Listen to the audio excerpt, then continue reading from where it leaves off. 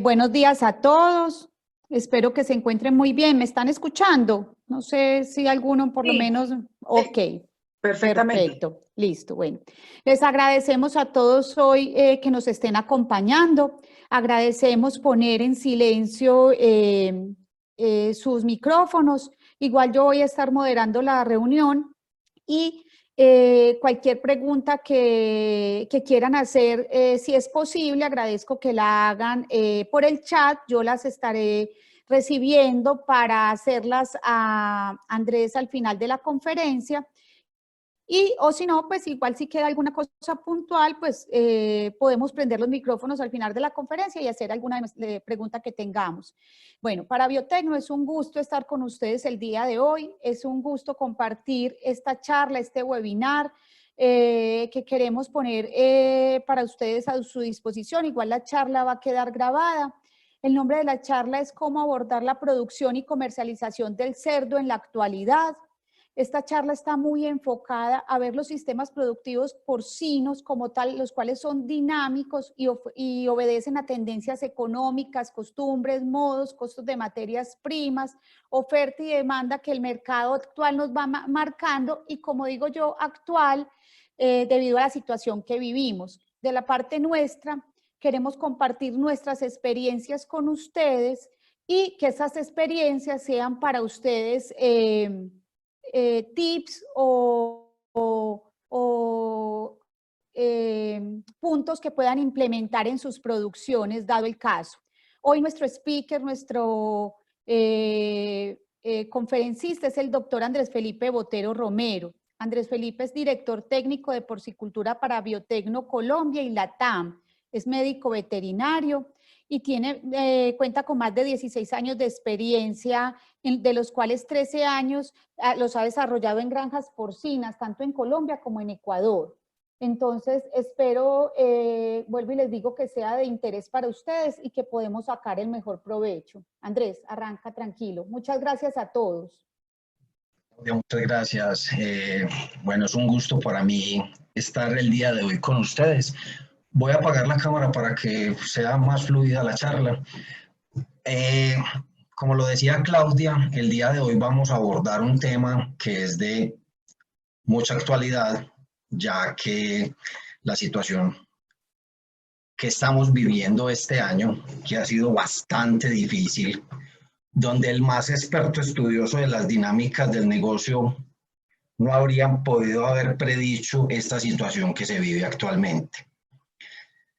Hemos tenido que sortear una serie de situaciones que de muchas maneras han influenciado la producción de la carne de cerdo y donde ninguno de los que conformamos esta cadena cárnica estábamos preparados para abordarla.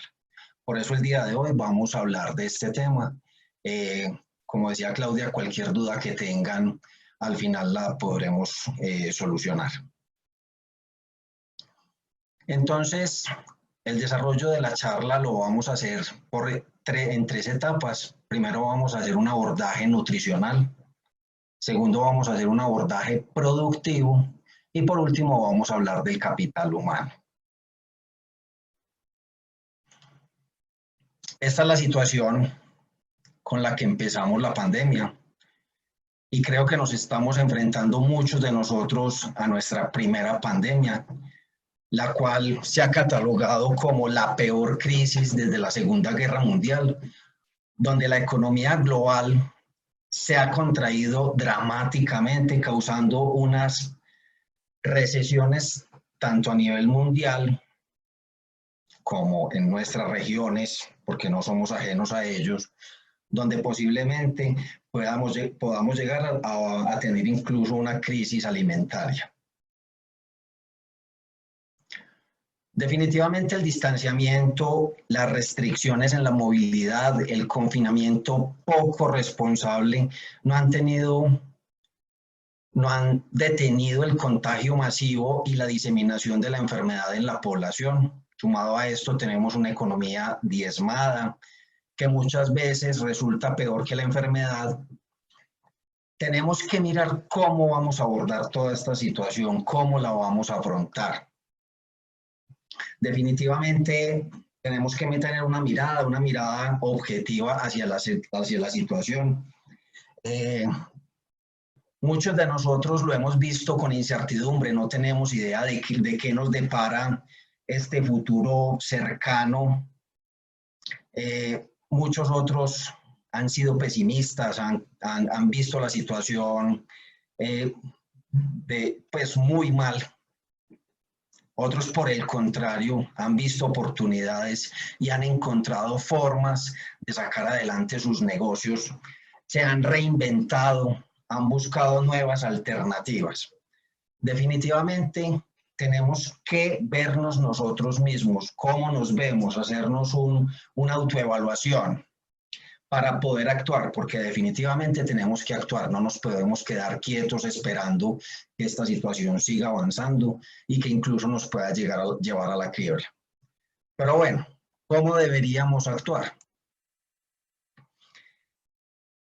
El reto fue y sigue siendo ajustarnos lo más rápido posible a las medidas tomadas por cada uno de los gobiernos de los países donde vivimos.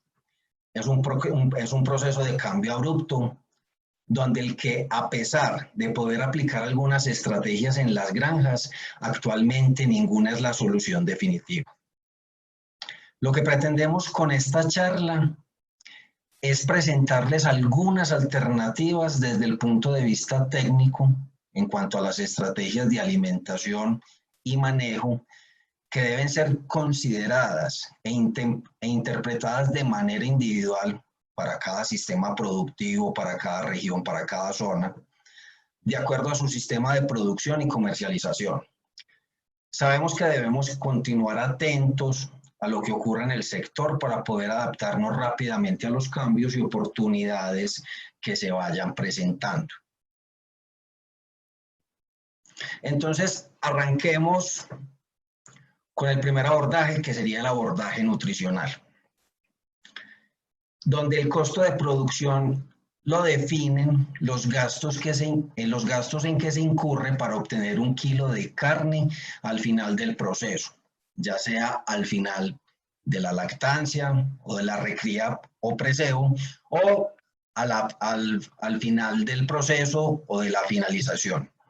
Y esto, pues obviamente incluyen todos los costos en que incurramos para poder producir ese kilo de carne. Y ahí hablamos de materias primas, mano de obra, instalaciones, gastos indirectos, y todo esto lo cargamos a la producción. Teniendo en cuenta que los costos de producción no los podemos controlar todos, porque el costo del alimento pues tiene un rol importante dentro del costo de producción. Entonces, arranquemos desde sitio 1. ¿Cómo podríamos controlar nosotros esos costos indirectos o costos en los que podemos tener un mayor control? Entonces, en sitio 1, el manejo de la condición corporal es un tema que día a día toma más relevancia en la gestión de granjas y es un punto clave en la productividad, debido a que está ligado estrechamente con la eficiencia reproductiva y productiva de las hembras y con el consumo de alimento, el cual, como les decía anteriormente, representa entre el 70 y el 75% del costo de producción. Entonces, la discusión sobre si la cerda tiene que estar más gorda o más flaca para tener una buena producción no es un tema nuevo, pero sí sabemos que los extremos, demasiado gorda o demasiado flaca, son malos para el animal. Por esta razón se debe hacer una valoración, que esta valoración puede ser subjetiva, donde el operario o la persona encargada de evaluar el estado de las hembras va a depender de cómo lo mire él y cuál objetiva sea su mirada, donde le vamos a dar una valoración a la condición que va desde 1 hasta 5, donde 1 es una hembra demasiado flaca o caquéptica y una hembra 5 es una hembra que ya está muy acondicionada y que puede tener dificultades al momento de su vida productiva y reproductiva. O podemos dar una valoración objetiva o una valoración cuantitativa a través de equipos diseñados específicamente para este ejercicio. Por ejemplo, esta herramienta que se llama el Caliper Precisor es una herramienta que nos permite determinar si la hembra está en la condición ideal o está muy delgada o está sobreacondicionada. Es un equipo que fue diseñado para una línea genética en especial, pero se puede adaptar a las diferentes líneas genéticas.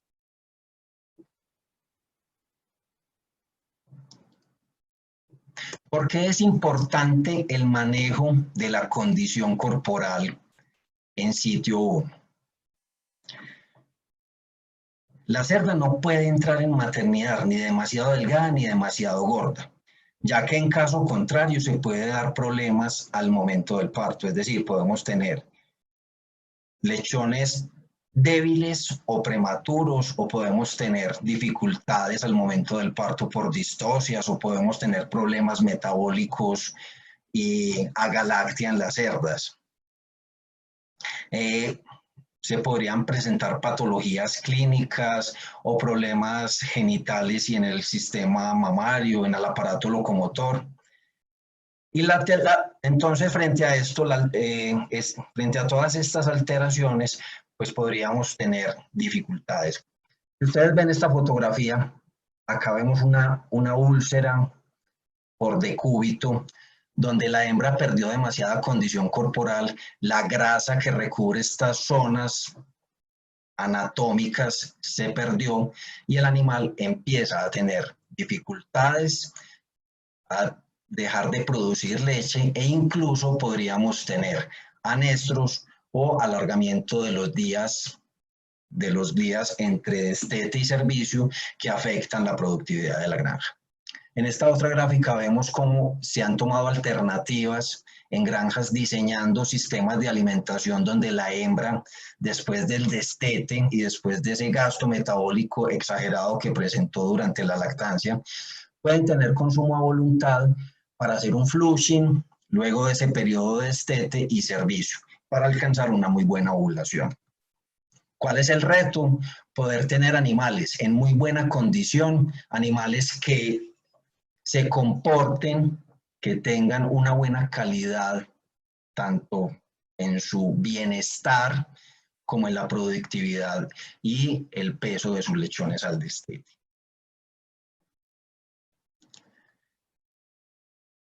Otro punto importante a tener en cuenta en sitio 1 son las dosis mínimas. Pues no podríamos hablar de dosis máximas porque eso va a depender mucho de la condición corporal de la hembra. Pero cuando hablamos dosis mínimas en hembras que están sobreacondicionadas, lo ideal es que no estemos por debajo de 1.600, 1.700 gramos, porque allí podríamos incurrir en deficiencias tanto de minerales como de vitaminas y de algunos otros nutrientes que podrían limitar el buen funcionamiento del animal. También hay que tener en cuenta otras alternativas como la alimentación de la hembra de primer parto. Sabemos que la hembra de primer parto se enfrenta por primera vez a la lactancia, que tiene que movilizar gran cantidad de nutrientes para poder dar leche, alimentar sus lechones, ser destetada y volver a quedar gestante nuevamente.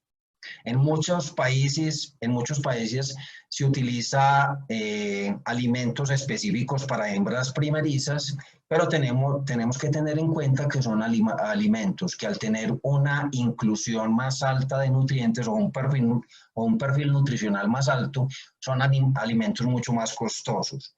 Tendríamos que mirar alternativas alternas para alimentar a esa hembra primeriza, que podrían ser la utilización de alimentos de hembras multíparas como alternativa y abordaje pues, para la situación actual. Y por último, y no menos importante, el manejo del agua de bebida. Sabemos que el agua de bebida es un nutriente y creo que es uno de los nutrientes más esenciales para la nutrición de todo ser vivo. Y se debe tener en cuenta su gran importancia. Tiene que ser potable, no contener sustancias nocivas, además de estar fácilmente disponible para los animales y estar a una temperatura adecuada. En muchas granjas ya están montando sistemas especializados para la filtración y potabilización del agua, que no solamente mejora las características microbiológicas de la misma, sino también las características físico-químicas. En muchos de nuestros países utilizamos aguas subterráneas o aguas de pozo, que puede que tengan unas características microbiológicas adecuadas, pero las características físico-químicas también pueden generar problemas en los animales, en ellos. Entonces, el agua, como les decía, tiene que ser de buena calidad. Si ustedes miran esta fotografía, el agua es casi lodo.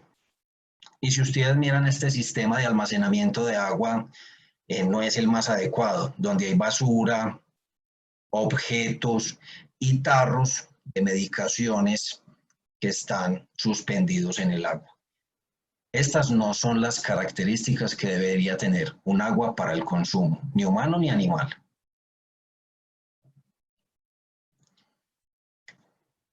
No les voy a hablar de sitio 2, no les voy a hablar del precebo. ¿Por qué?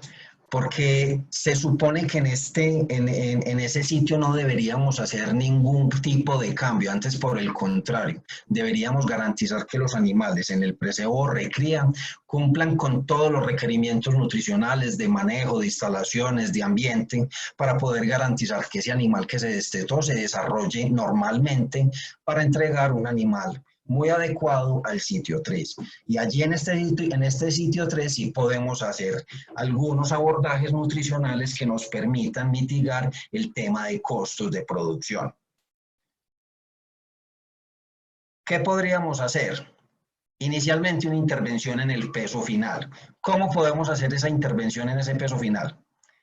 Podemos hacer una reducción en la ganancia diaria de peso con el fin de frenar el desarrollo de los animales y disminuir el peso final de faena. Con lo anterior tendríamos una menor oferta de carne al mercado, ajustándonos al fenómeno de oferta y demanda. Incluso podríamos estar ofertando un 15% menos de carne o menos de peso a ese mercado. ¿Cómo lo podemos hacer? Haciendo una restricción alimenticia, dando menos alimento a los cerdos. La restricción no se debe hacer ni en sitio 1 ni en sitio 2, como les mencionaba anteriormente. Muy importante en gestación hacer el control de la condición corporal, pero en lactancia las hembras deben comer a voluntad y en precebo o recría también.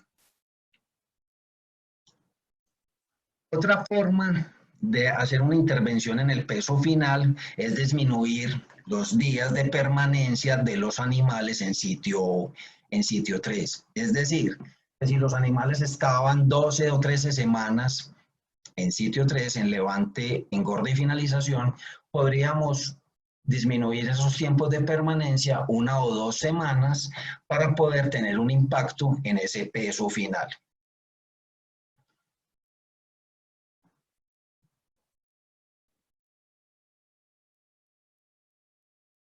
Perdón. O también podemos hacer una intervención incrementando el número de días de permanencia. Es decir, que ajustándonos a los fenómenos de oferta y demanda y viendo que no podemos sacar el cerdo del mercado, podríamos aumentar la permanencia de los animales en granja. Se disminuye la oferta de carne, básicamente es porque no los estamos entregando al mercado, pero esto estaría aumentando el peso final a los animales. Eso dependería de la situación actual del país. dependería de cómo se comporte ese precio del mercado para nosotros saber cuánto tiempo podemos retener esos animales. Porque llegará el momento en que por condiciones de peso, de calidad de la canal o simplemente de inmunocastración, si se realiza, los animales tendrían que salir. Es importante tener en cuenta que cuando incrementamos los días de permanencia, también vamos a estar incurriendo en algunas situaciones como la reducción de los días de vacío o de días para hacer lavado y desinfección, y podríamos estar afectando la bioseguridad interna. Otro abordaje que podríamos tener en cuenta son los ajustes en la formulación de las raciones. Teniendo en cuenta que yo no soy nutricionista, yo soy médico veterinario, les voy a contar algunas cosas que se han hecho en mi país, en Colombia, para hacer el ajuste de las fórmulas de las raciones. Entonces, la primera fueron dietas menos densas, es decir, la utilización de alimentos fibrosos menos costosos que aportan energía, igual aportan energía como carbohidratos fermentables en el intestino grueso y tienen un buen aporte de ácidos grasos volátiles. Segundo, la formulación de aminoácidos y la inclusión de los mismos. Muy importante trabajar con aminoácidos digestibles definitivamente y con proteína ideal, es decir, tener un balance entre todos los aminoácidos y tener un balance adecuado entre energía y lisina. Muy importante, teniendo en cuenta que vamos a utilizar alimentos más fibrosos, pensar en complejos enzimáticos como fitasas, carbohidrasas, proteasas, que nos ayuden a degradar eficientemente todas estas fuentes alimenticias que pueden ser más difíciles para el animal poder acceder a ellas. Y el ajuste en los niveles de inclusión de vitaminas y de minerales. También se podrían considerar materias primas alternativas, dependiendo de la zona donde estemos ubicados, que podrían ser el trigo, podría ser, no sé, habas, frijoles, otras materias alternativas que pudieran ayudarnos a reducir el costo de producción.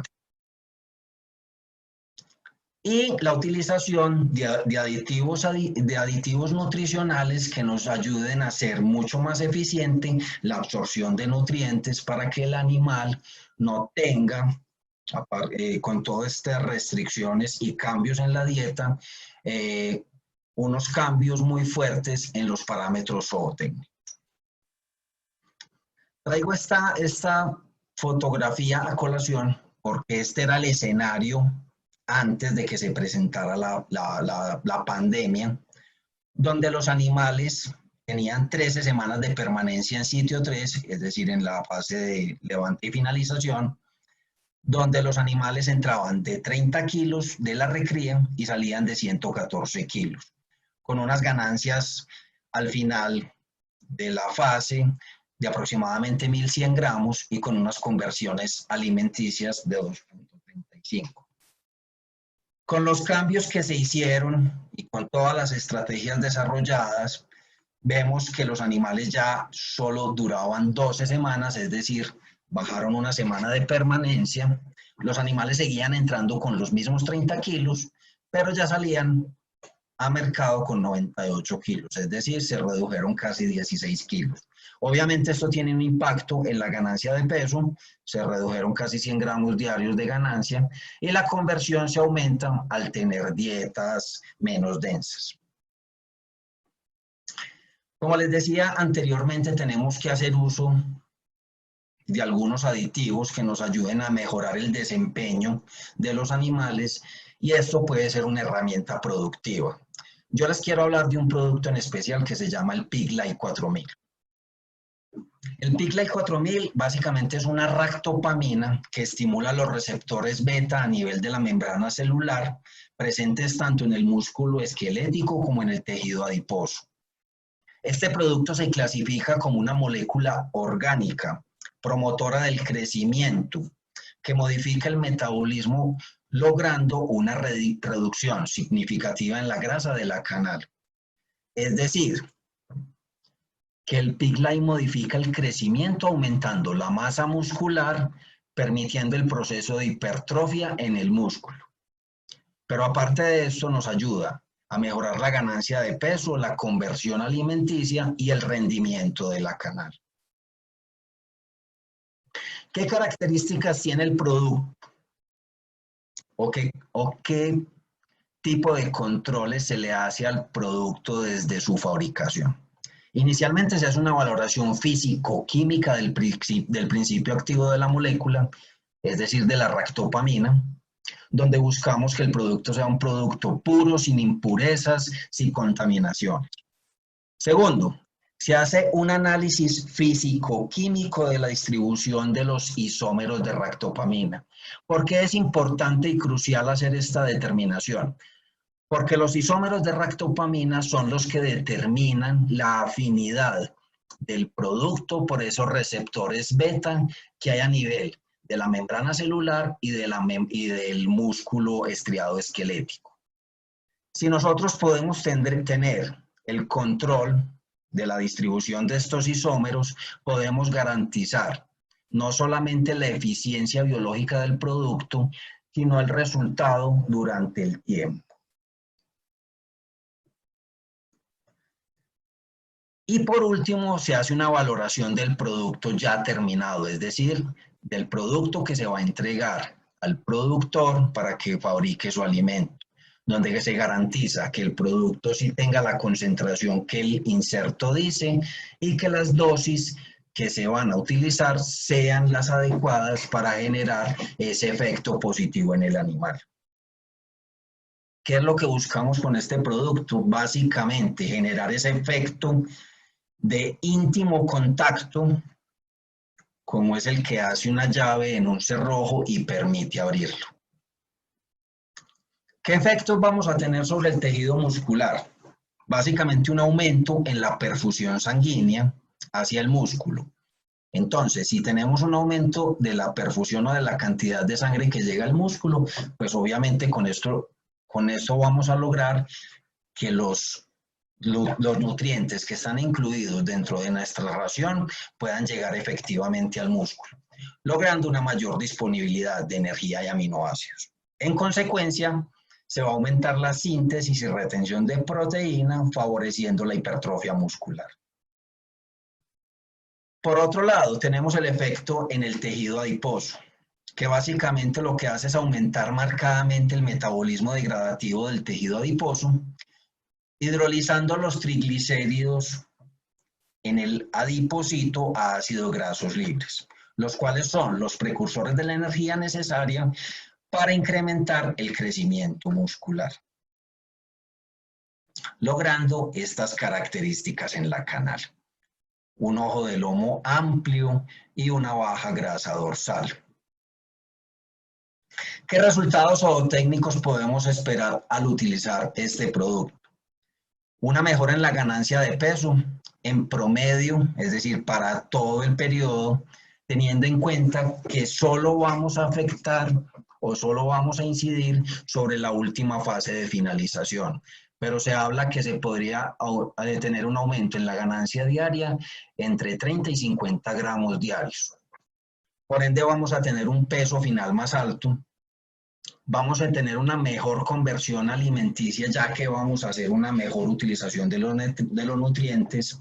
Vamos a tener una mayor área y profundidad del músculo del dorso, y el peso y el rendimiento de la canal se van a mejorar.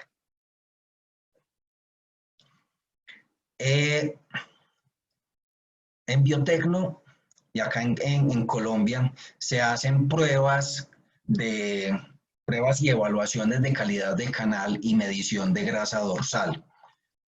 Por ejemplo, en una planta de zona centro, es decir, de Cundinamarca, para los meses de enero a junio del 2020 se han evaluado casi 10.000 canales, donde el peso final de estos animales en pie, en planta de beneficio o en camal, son de 117 kilos, con un peso en canal de 96 kilos, una grasa dorsal de 12 milímetros, un porcentaje de 55.1%, lo que quiere decir que cada una de estas canales está produciendo alrededor de 53 kilos de músculo o de carne de valor. ¿Qué es importante tener en cuenta al momento de hacer estas adaptaciones nutricionales? Que se debe mantener el estatus sanitario del hato y de la granja. Es decir, tenemos que tener los animales en confort y darles todas las herramientas para que ellos se puedan comportar de forma ideal. Mantener un ambiente adecuado con unas instalaciones que permitan que el animal se desarrolle. Instalaciones limpias, aseadas, en orden, y que nos permitan generar todos estos procesos de aseo y desinfección y de bioseguridad, tanto interna como externa, para poder tener el control de todo el estatus sanitario del plantel. Entonces es muy importante, planes de vacunación adecuados y ajustados al sistema o la granja. No es un buen momento para quitar vacunas. Programas de bioseguridad, tanto internos como externos, y como les decía anteriormente, todos los procesos de aseo, desinfección y vacío sanitario de instalaciones adecuados. Por otro lado, la integridad intestinal y la integridad de aplomos son importantísimos. Un animal que presente diarreas o que presente problemas asociados a enteritis es un animal que no se comporta adecuadamente, es un animal que no va a absorber los nutrientes, que por una mayor velocidad de paso va a perder eficiencia nutricional y alimentaria. Y por otro lado, un animal que no sea capaz de desplazarse no va a ser capaz de acceder ni al alimento ni al agua. Es un animal que se va a deteriorar. Con relación a la información, cualquier cambio que nosotros vamos a generar en nuestra granja tiene que estar avalado y tiene que estar justificado a través de la información obtenida, del manejo y de los resultados tanto productivos como reproductivos de la granja. Nosotros no podemos hacer ajustes ni nutricionales ni de manejo si no tenemos una herramienta que nos justifique estos cambios. El que tiene la información tiene el control y tiene el poder. Es muy importante poder llevar una información adecuada de la granja. Bueno, sigamos con el segundo capítulo, el abordaje productivo. Cuando hablamos de abordaje productivo, hablamos de la dinámica y de los inventarios de la granja. Podemos hacer varios abordajes. Podríamos pensar en una disminución de los inventarios a tener presentes dentro de la granja, pero habría que tener en cuenta que todo lo que afecte o modifique los inventarios tendrá un impacto, no solamente a mediano plazo, sino a largo plazo. Es decir, podríamos afectar negativamente el futuro de nuestras granjas. ¿Cómo podríamos hacer el manejo de esos inventarios? Entonces arranquemos por las hembras, por el plantel reproductivo.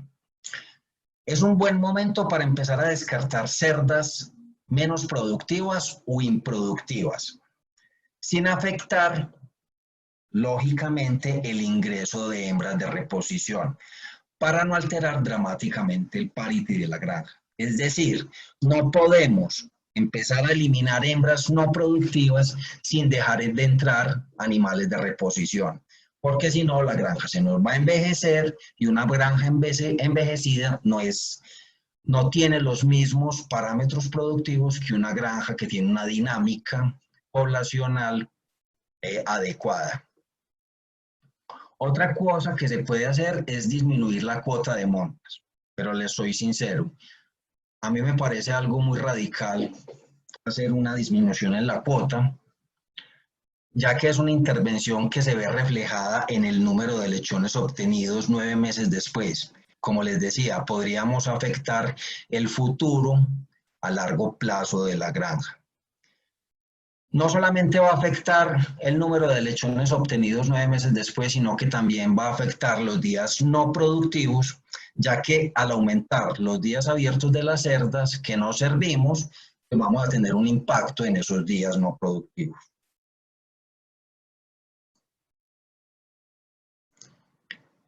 ¿Quién determina cuál sería el mejor sistema, la mejor decisión para mi sistema productivo? Solamente ustedes, basados en información, no solamente de las granjas, sino del mercado y de la coyuntura actual. En los lechones, ¿cómo podemos tener una intervención en esos inventarios? Básicamente aumentando la exigencia de los parámetros de peso mínimo para el sacrificio de lechones al nacimiento y al destete, teniendo en cuenta que se afecta el porcentaje de mortalidad para estas fases. Obviamente, si sacrificamos lechones, pues estamos aumentando el porcentaje de mortalidad. En esta diapositiva que me compartió amablemente Hypor y la Asociación de Porcicultores de Colombia, donde se evaluaron 5.000 animales en el 2019, se puede observar cómo en la medida en que el peso del lechón al nacimiento disminuye, algunos parámetros también se ven afectados. Si miramos la mortalidad en lactancia, vemos cómo animales más livianos tienen mayor mortalidad, tienen mayor mortalidad en la fase de recría o de preseo. Son animales que no van a llegar a un peso de venta esperado, es decir, que se van a vender como terceras, como colas, y que en general el peso al sacrificio de estos animales no va a poder llegar al que podría ser el de un animal de valor completo.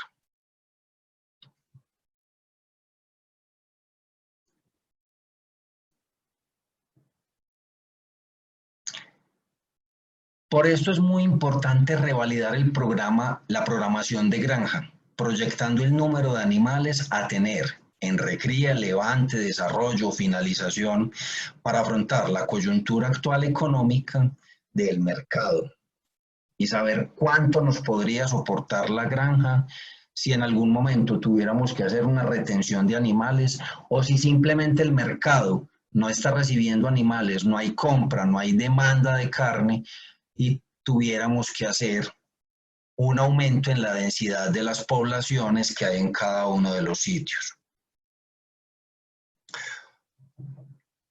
Con relación a los animales enfermos o a los animales deteriorados, es importante aclarar el número de tratamientos a aplicar para no invertir tiempo y dinero en animales con pocas expectativas de supervivencia o que probablemente al final del proceso van a llegar con muy bajo peso y no van a ser eficientes.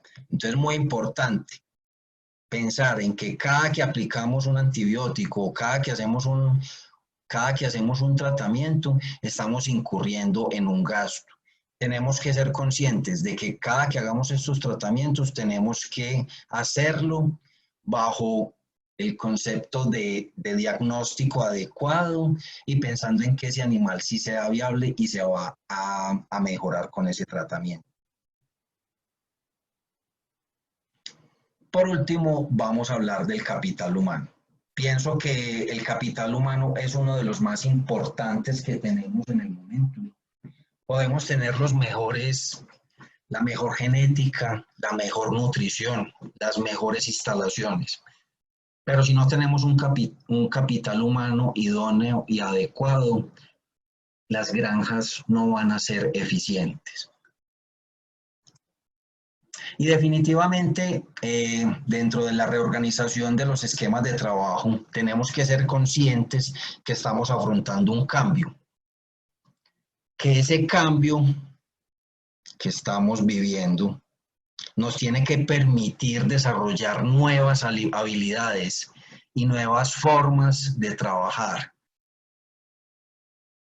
Pero también es muy importante que nosotros, como parte fundamental del proceso, como empleados de una granja, tengamos la voluntad de desarrollar esas habilidades y de evolucionar para poder sacar adelante nuestros sistemas productivos.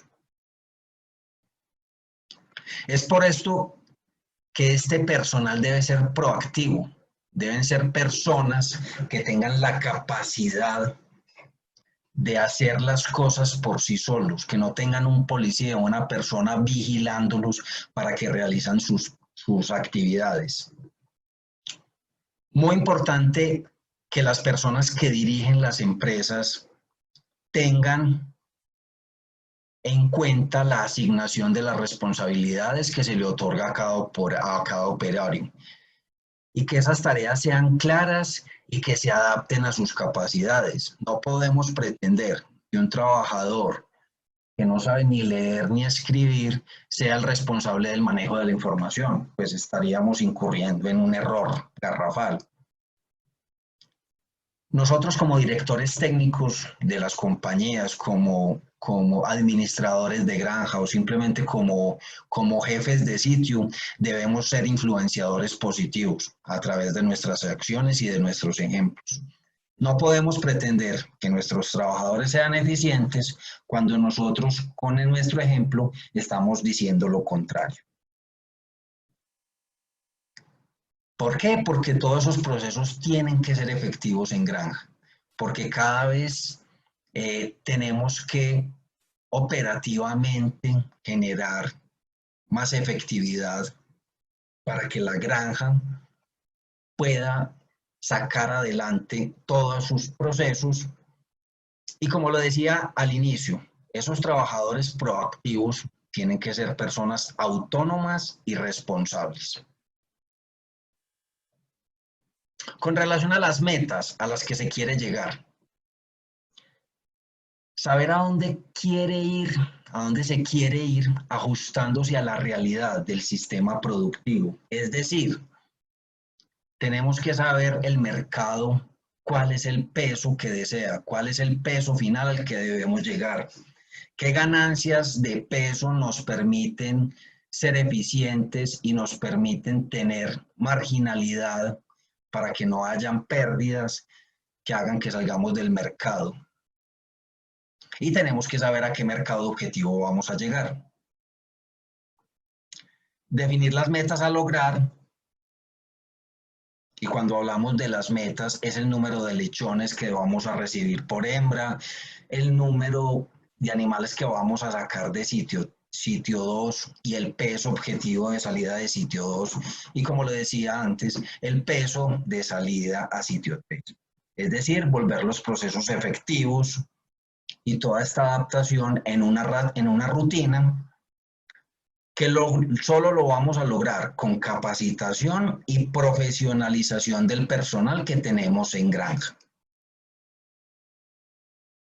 Muy importante la priorización dentro del manejo del día a día de la granja, es decir, tenemos que tener en cuenta que hay actividades que son importantes y que no las podemos dejar de realizar, pero que hay actividades urgentes, es decir, que requieren de una atención inmediata y que no se pueden postergar.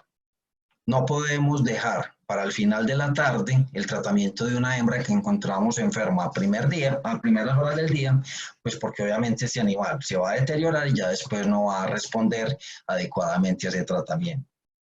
Es decir, procesos que demandan atención porque si no se atienden pueden acarrear consecuencias negativas. Es importante que esas personas que dirigen los procesos, las granjas, los sitios, los managers dentro de las granjas, sean muy claros. Es decir, que esas personas entiendan el proceso y lo que están diciéndole a sus operarios que hagan para que cuando den esas pautas puedan ser entendidos. Esa información tiene que ser clara, precisa. Hay que tener responsabilidad individual y por áreas. Es decir, si nosotros somos responsables del área de maternidad, cada uno tiene unas responsabilidades individuales, pero esas responsabilidades individuales van a hacer que el área pueda responder por todos esos parámetros a los que tiene que llegar. que los objetivos sean cumplibles para que las metas sean alcanzadas. Si nosotros ponemos unas metas inalcanzables, lo que vamos a generar dentro de nuestro personal es frustración, es rabia, y van a perder el deseo de cumplir con del cumplimiento de objetivos. Entonces es muy importante que las metas que vamos a diseñar sean alcanzables. Y por último, el sinergismo entre las áreas. Es decir, que el todo es mayor que la suma de las partes. El trabajo no termina cuando usted insemina y preña la cerda. El trabajo no termina cuando usted entrega un lechón de esteto o cuando saca un lechón de recría. El trabajo termina cuando nosotros le entregamos el producto al consumidor final, cuando le entregamos una carne de excelente calidad, de unas características tanto organolépticas como nutricionales adecuadas.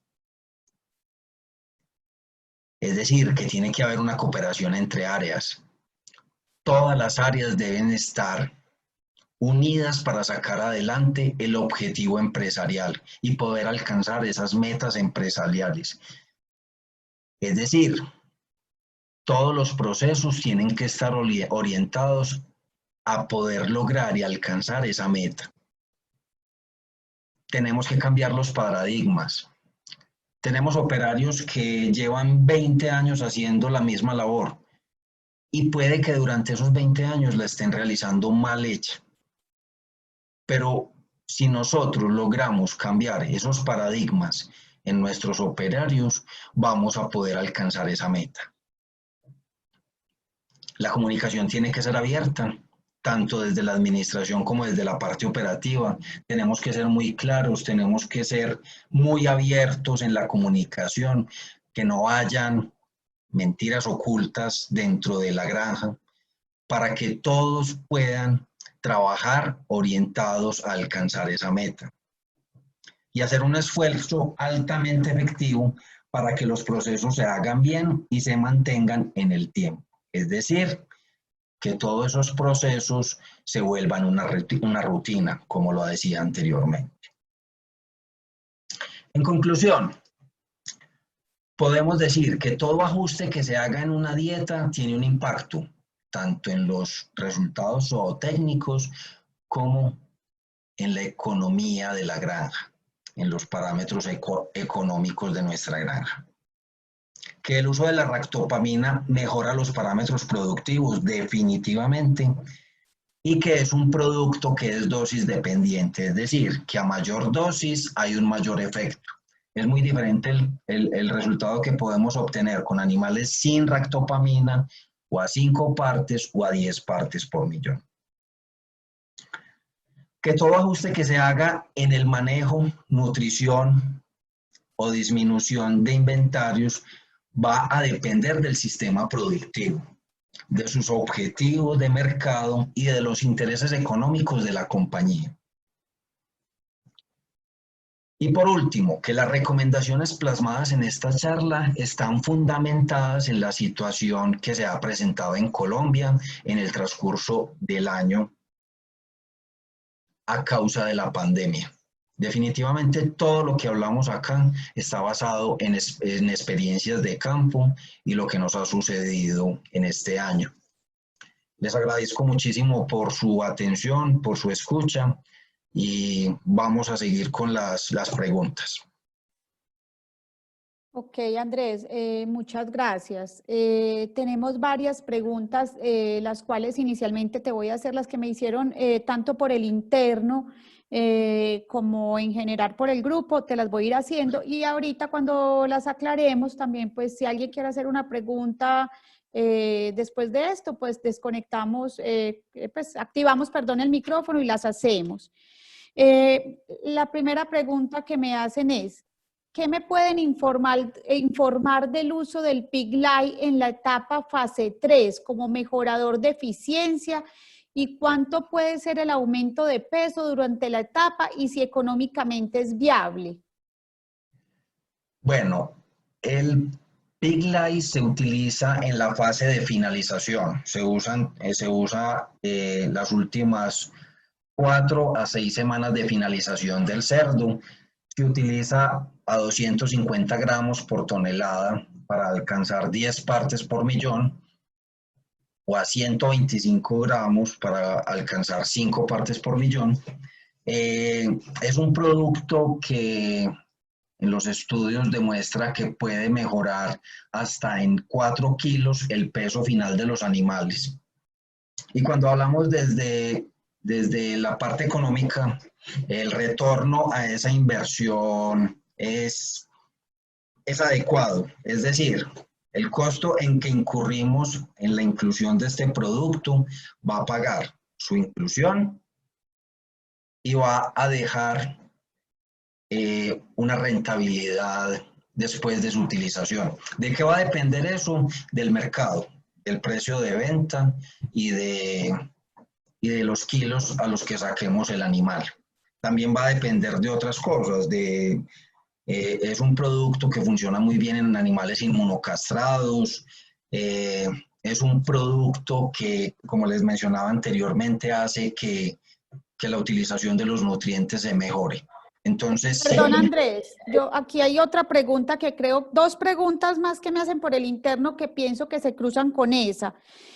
Una es, ¿a qué pesos? Ahí te interrumpo para que des la explicación. ¿A qué pesos o sea, de entre 90 y 100 kilos, cómo se recomienda el uso del Piglite 4000? Y si hay represamiento de cerdos a pesos de más de 15 kilos, ¿cómo se recomienda? Me dicen, debido a la situación actual que han tenido que sacar cerdos más livianos o cerdos más pesados.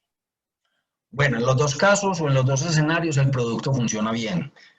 Porque si sacamos cerdos de 90 kilos, nosotros podemos empezar a incluir el producto a los 70 kilos de peso, que es donde el animal empieza a cambiar ese comportamiento de deposición de tejido magro y empieza a aumentar la deposición de grasa.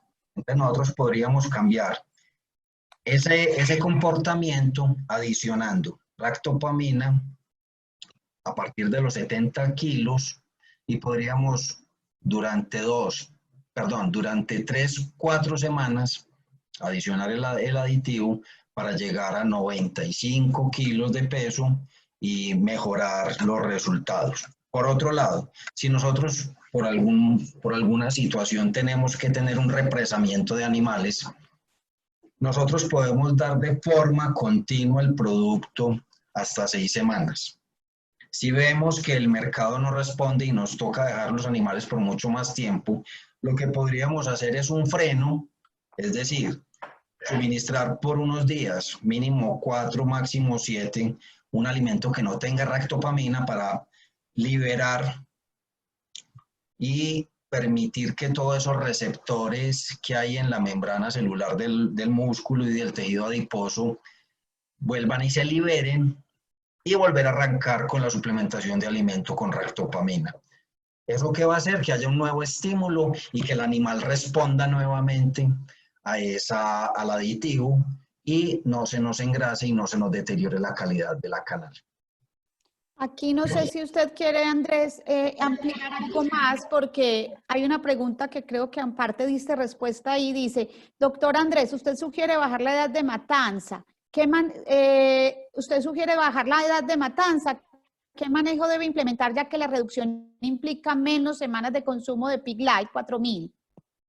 Bueno, como les decía anteriormente, el producto es eficiente cuando lo utilizamos mínimo entre 3 y 4 semanas. Si pensamos en que lo vamos a empezar a adicionar a los 70 kilos de peso, y si tenemos unas ganancias que están alrededor de los 800 gramos diarios, que al final o en la finalización se pueden aumentar, lo que podríamos hacer es suplementarlo a partir de los 70 kilos, darlo hasta llegar a los 90 kilos y tener unos resultados zootécnicos mucho mejores. Hay que tener en cuenta que cuando se suministra Piglite o ractopamina, hay que hacer también un ajuste en los niveles e inclusión de aminoácidos, porque el producto lo que hace es mejorar la perfusión sanguínea, el riego sanguíneo y la llevada de nutriente a los músculos, para que se dé esa hipertrofia muscular. Entonces es muy importante que la dieta esté ajustada y que los perfiles nutricionales de aminoácidos se ajusten a las exigencias de la ractopamina. Ok.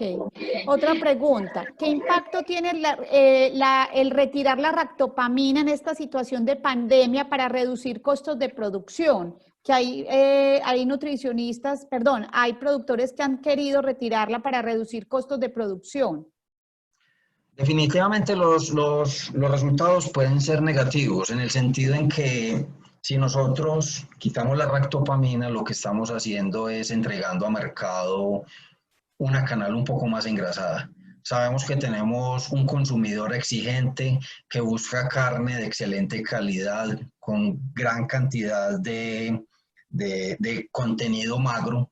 Entonces, cuando nosotros retiramos ractopamina, lo que estamos haciendo es disminuyendo la ganancia diaria, estamos aumentando la conversión alimenticia y estamos deteriorando en alguna medida la calidad de esa canal.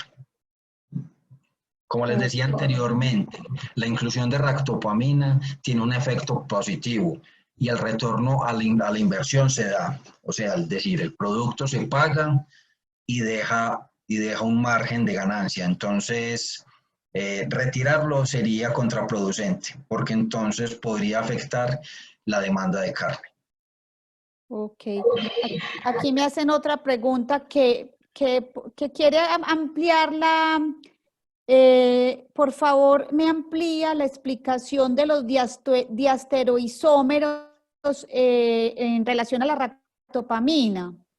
Claro que sí, y les voy a poner la fotografía. Básicamente los diasteroisómeros son la distribución espacial o cómo está conformada estructuralmente la ractopamina. Y son los que tienen el efecto biológico dentro del proceso, pues, de hipertrofia muscular. Cuando nosotros garantizamos la distribución de los isómeros de ractopamina, acá, cuando garantizamos la distribución de los isómeros de ractopamina, lo que estamos diciendo es que vamos a obtener el mayor porcentaje de isómeros que tienen alta afinidad por esos receptores celulares, tanto del músculo como del tejido adiposo. ¿Qué valoración hace Biotecno dentro del análisis de la distribución de los isómeros? Por HPL, lo que se hace es mirar el porcentaje o la distribución de estos isómeros evaluando los de mediana afinidad. ¿Por qué no se hace la evaluación de mayor afinidad? Porque al ser un isómero tan pesado, no corre adecuadamente dentro de la evaluación. ¿Por qué no se hace del que tiene la menor afinidad? Pues porque obviamente al tener menor afinidad es el que menor efecto biológico genera en el músculo. Se evalúan la combinación de RS y SR para determinar cómo es la eficiencia y la actividad del PICLAI dentro de la formulación para generar ese estímulo. No sé si queda clara la respuesta o tienen alguna otra duda. No, yo creo que queda clara.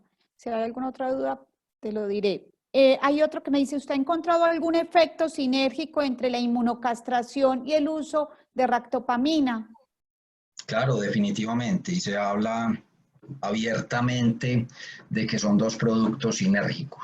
Básicamente porque la inmunocastración nos permite tener animales enteros hasta muy cerca de la edad de sacrificio y obviamente tenemos que tener en cuenta que al el animal tener testículo puede hacer uso de todas esas hormonas que se comportan como anabólicos naturales que permiten que haya un mayor desarrollo muscular.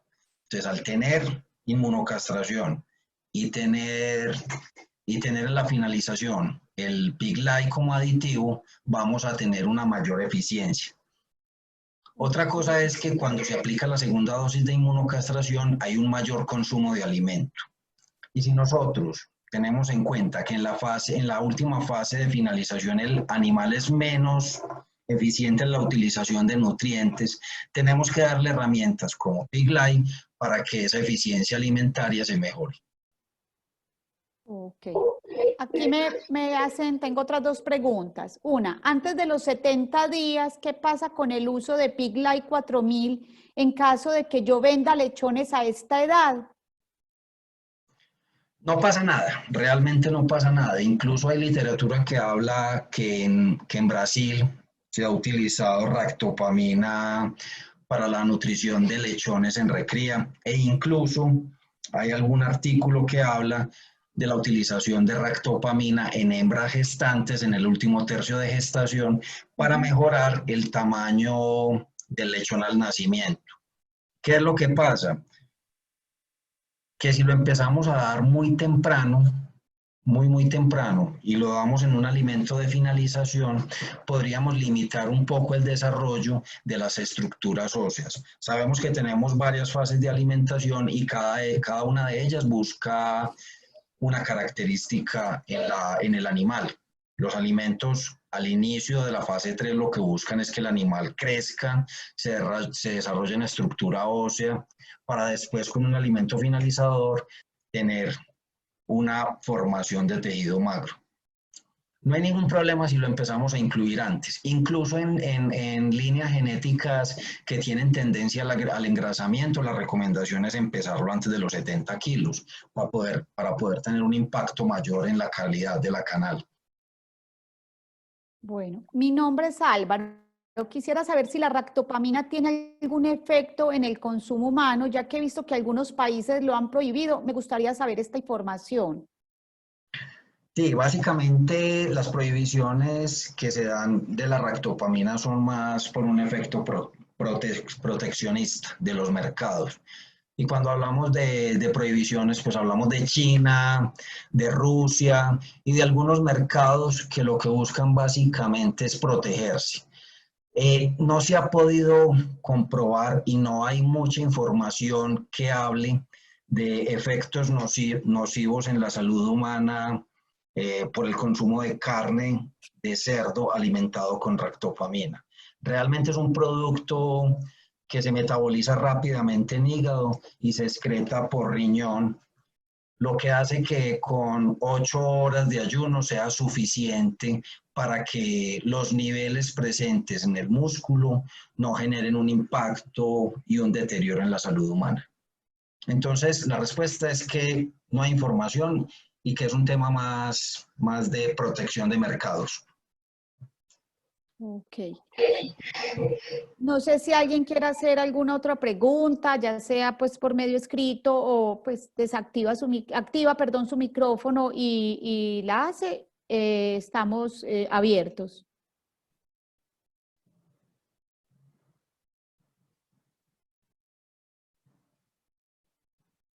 Bueno, no, Andrés, no, ¿qué? No tengo más, espérame un segundo. No, ya no tenemos más preguntas, entonces queremos agradecerles a todos por la participación y por las preguntas. Esta charla la grabamos, la estaremos compartiendo con todos ustedes o en el caso, pues, ya sea la doctora Florencia o el doctor Randa nos indiquen si quieren la charla para compartirla con alguno de sus clientes. Igual ellos tienen todos nuestros datos para, en caso de que quieran ampliar alguna información con respecto a la presentación. Muchísimas gracias a todos por su participación. Espero haya sido de su agrado y espero que nos volvamos a ver en otra oportunidad. Ok, no, muchas gracias a todos. Doctora Muchas Florencia. gracias a ustedes. Ok. Sí, señora. Ay, perdón. Aquí. Espérame. Yo sí, doctor Randall, yo sí, por favor, ¿la charla o tiene una pregunta? No entendí lo que me escribió. Ah, ok, no, perfecto. No, gracias. Doctora Florencia, ¿qué iba a decir? No, agradeciendo por la charla y si podemos tener la grabación, probablemente a la doctora Fantina sí le sirva para, pues, mandarla a los clientes que no pudieron conectarse. Perfecto, listo. Bueno, señora, claro que sí, cuenten con ella. Apenas hagamos como la edición de la charla, la estaremos compartiendo con ustedes y como les dijimos, cualquier pregunta, inquietud que tengan con referencia al tema, estamos a sus órdenes. Para nosotros es importante poder compartir las experiencias que hemos tenido, positivas y negativas, en estas épocas que han sido difíciles para todos, precisamente como aprendizaje para implementar en otras zonas. Entonces, como les decíamos, quedamos a sus órdenes. Muchas gracias a todos. Feliz día. Gracias.